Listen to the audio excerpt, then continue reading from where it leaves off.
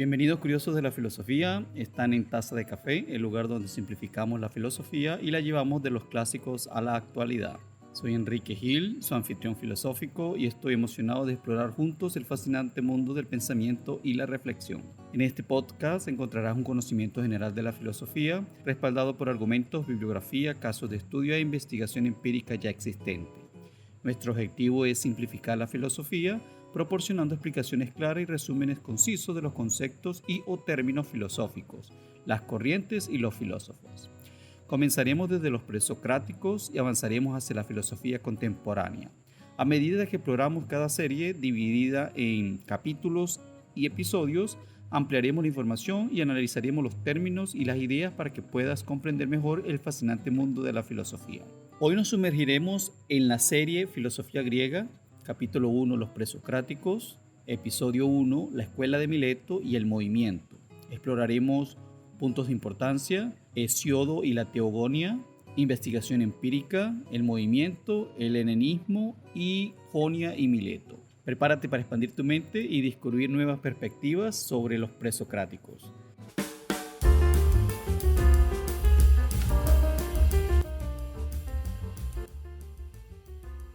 Antes de arrancar con este viaje de la filosofía antigua, debo aclarar que el punto de partida de esta serie de la historia de la filosofía tiene como base de partida el libro de Juan Marías titulado Historia de la Filosofía, el cual he ampliado con otras bibliografías, texto e información recopilada para actualizar y dar una mejor comprensión sobre la historia de la filosofía.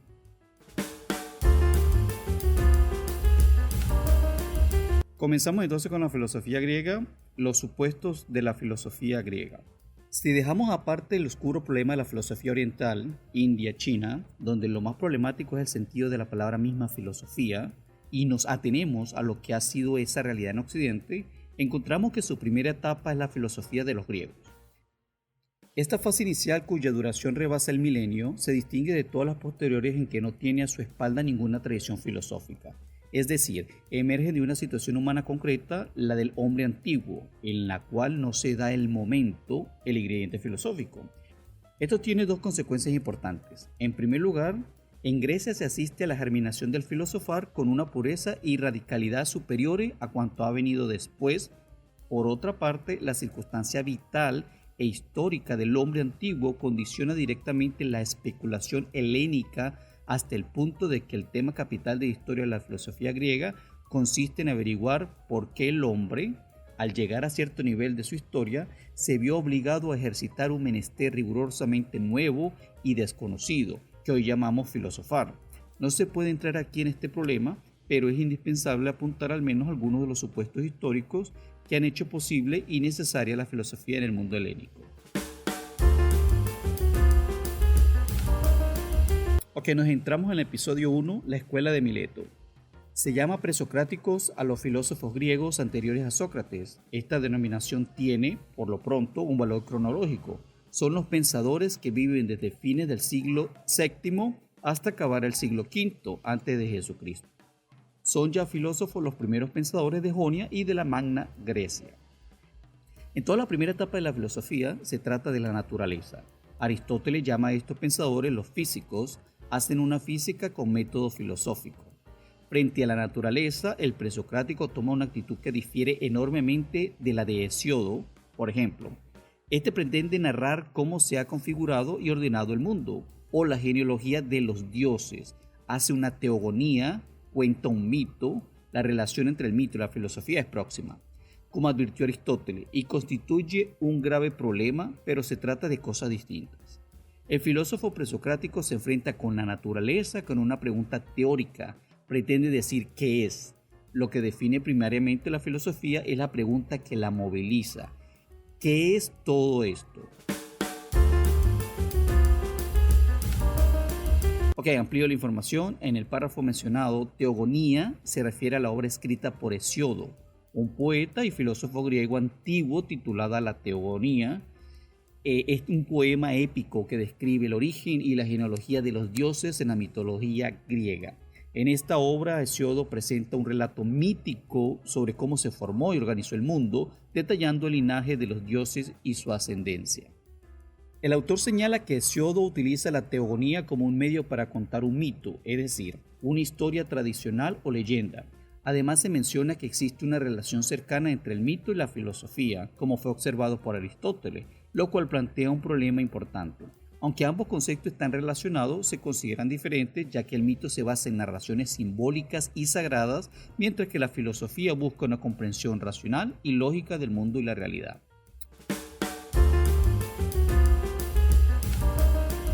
Ahora, ¿en qué difiere la filosofía de Hesiodo con la filosofía de los presocráticos?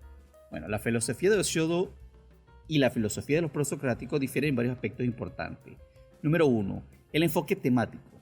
Hesiodo, en su obra Teogonía y también en su otra obra Trabajos y Días, se centra principalmente en la mitología griega, la teología y la moral. Su objetivo principal es explorar los orígenes divinos, la estructura del mundo y proporcionar consejos prácticos para la vida cotidiana. En contraste, los filósofos presocráticos se enfocaron en explicar el mundo natural y el cosmos a través de la razón y la observación, alejándose en gran medida de la mitología y los relatos míticos. Número 2. Método de investigación. Hesiodo basa sus ideas en la tradición oral y en la autoridad de la poesía épica, presentando narrativas míticas como una fuente de conocimiento.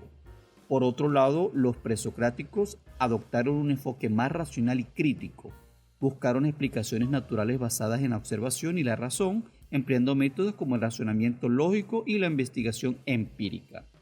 Número 3. Naturaleza de la realidad. Hesiodo y los mitos griegos describen una realidad divina y sobrenatural en la que los dioses y fuerzas divinas desempeñan un papel central. Los presocráticos, en cambio, se centraron en entender la realidad natural y buscaron principios racionales y materiales subyacentes que pudieran explicarla. Algunos presocráticos propusieron la existencia de elementos primordiales como el agua, el aire o el fuego como los constituyentes fundamentales del universo. Número 4. Influencia cultural. Hesiodo y los mitos griegos ejercieron una influencia significativa en la cultura y la religión de la antigua Grecia.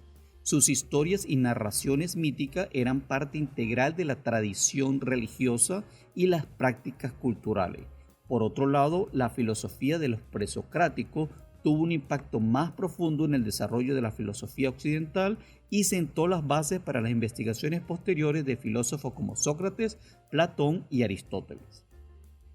En resumen podríamos decir que mientras que Hesiodo se basó en la mitología y la tradición poética para explorar los orígenes divinos y proporcionar consejos prácticos, los presocráticos se centraron en explicar la naturaleza del mundo a través de la razón y la observación, buscando principios racionales y naturales que pudieran explicar la realidad.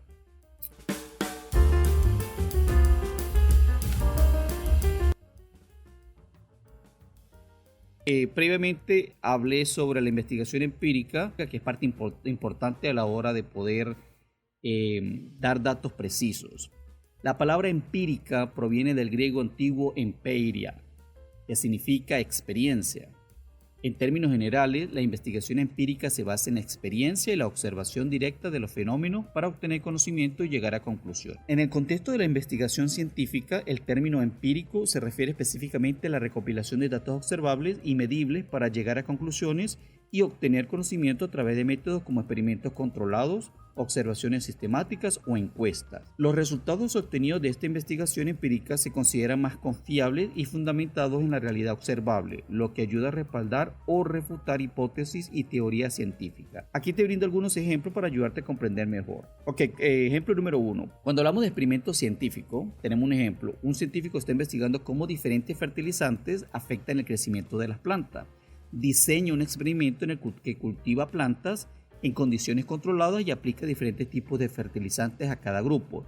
Luego mide y registra el crecimiento de las plantas a lo largo del tiempo. Los datos recopilados a través de este experimento constituirían una investigación empírica. Número 2. La encuesta o una encuesta. Un sociólogo está interesado en estudiar la opinión pública sobre un tema de particular, como el cambio climático. Realiza una encuesta en la que entrevista a una muestra representativa de la población, haciendo preguntas específicas relacionadas con el tema. Luego, analiza la respuesta y extrae conclusiones basadas en los datos obtenidos. Número 3. Observación sistemática. Un etólogo está investigando los patrones de comportamiento de un grupo de animales en su hábitat natural. observa y registra meticulosamente las interacciones y comportamientos de los animales a lo largo del tiempo. Posteriormente analiza los datos recopilados para identificar patrones y tendencias en el comportamiento animal. Estudios de caso. Por ejemplo, un psicólogo está estudiando un trastorno psicológico en particular, como la ansiedad. Selecciona varios individuos que sufren de ansiedad y recopila información detallada sobre sus síntomas, antecedentes y experiencias personales. Mediante entrevistas, pruebas psicológicas y observaciones, el psicólogo reúne datos específicos sobre cada individuo para comprender mejor la naturaleza de la ansiedad y sus efectos. En todos estos ejemplos, la investigación empírica implica recopilar datos observables y medibles de la realidad, ya sea a través de experimentos, encuestas, observaciones o estudios de caso. Estos datos se analizan y se utilizan para obtener conclusiones y conocimientos científicos.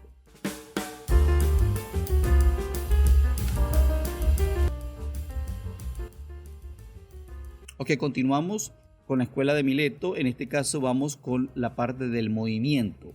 ¿Qué es lo que hace a los griegos preguntarse por lo que son las cosas? ¿Cuál es la raíz del asombro que movió por vez primera a los griegos a filosofar? En otros términos, ¿qué es lo que extraña al heleno y le hace sentirse extraño a ese mundo en que se encuentra? Ok, antes de continuar voy a explicar, ya hablamos en la parte o previamente hablamos de helénicos, también hablamos en esta parte, usamos la palabra heleno, para que quedemos claros.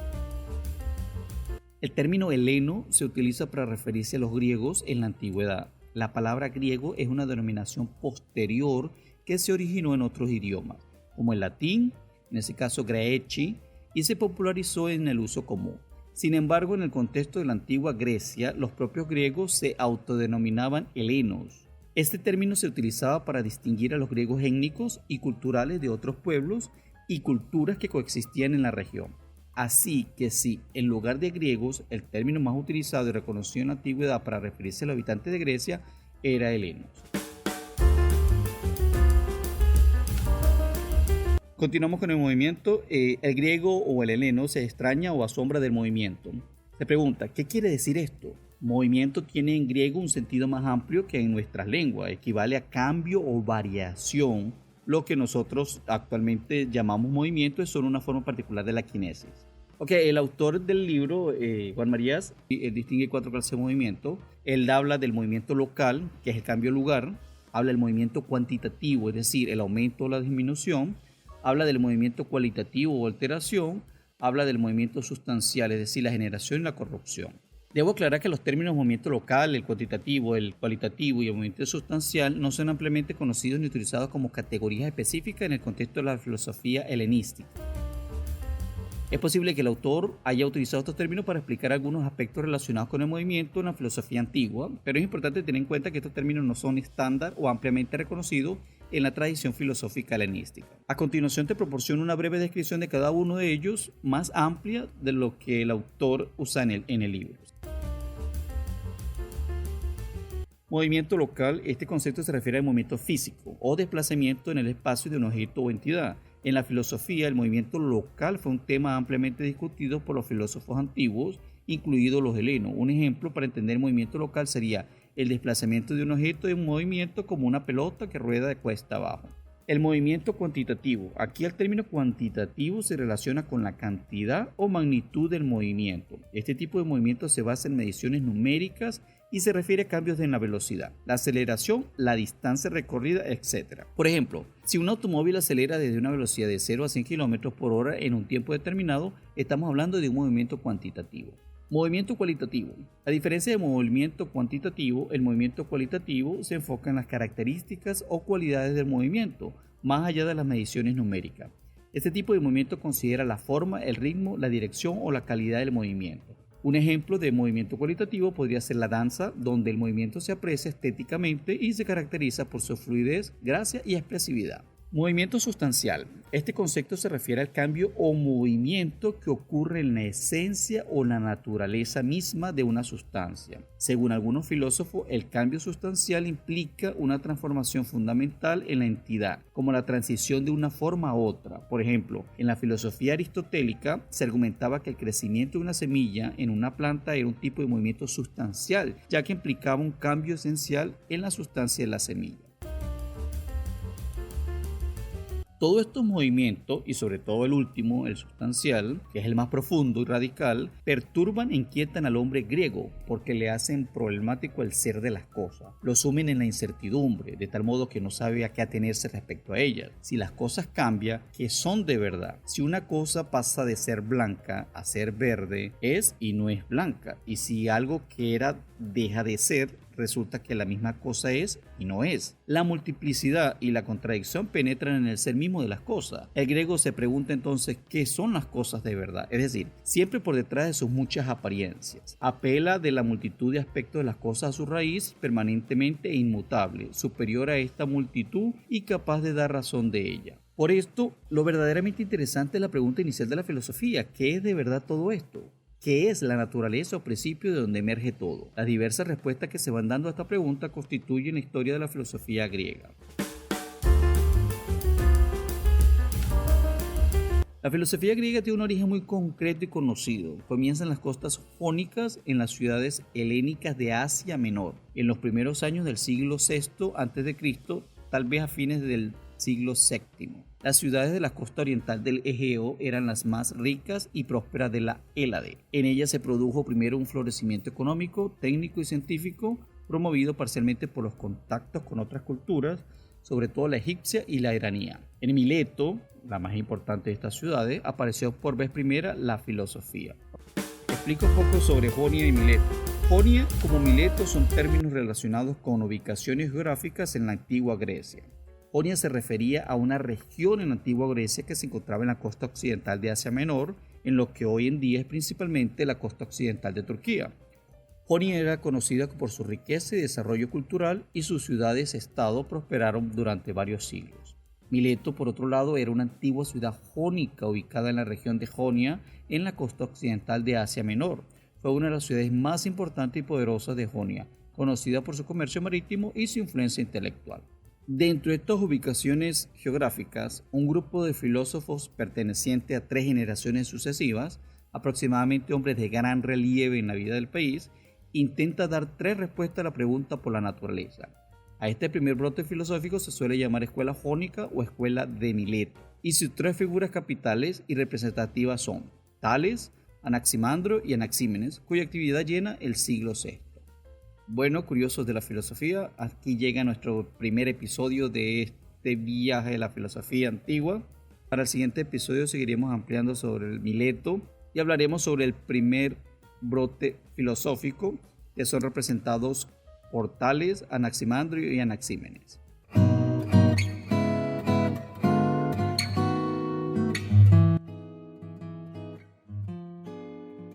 Y ahí lo tienes, espero que hayas disfrutado de este episodio y que hayas obtenido una visión más clara de la escuela de Mileto y el movimiento. En el siguiente episodio continuaremos ampliando de esta información. En Taza de Café puedes esperar más episodios llenos de conocimiento filosófico resumido, argumentado y respaldado por estudios, bibliografías, libros y casos ya existentes. Cada vez que nos sintonices te llevaremos un viaje a través de la historia y pensamiento humano. Recuerda que las bibliografías las dejo al final para que las puedas ver, puedas consultar o puedas ampliar tu conocimiento sobre lo que se ha resumido en el día de hoy. Así puedas conocer un poco más de la historia de la filosofía o profundizar un poco más. No olvides seguirnos en nuestro canal de YouTube y en TikTok, donde compartiremos contenido adicional, reflexiones filosóficas y momentos divertidos relacionados con la filosofía. Suscríbete y síguenos para no perderte ninguna actualización. Gracias por unirte a nosotros en Taza de Café, donde juntos exploramos y simplificamos la filosofía.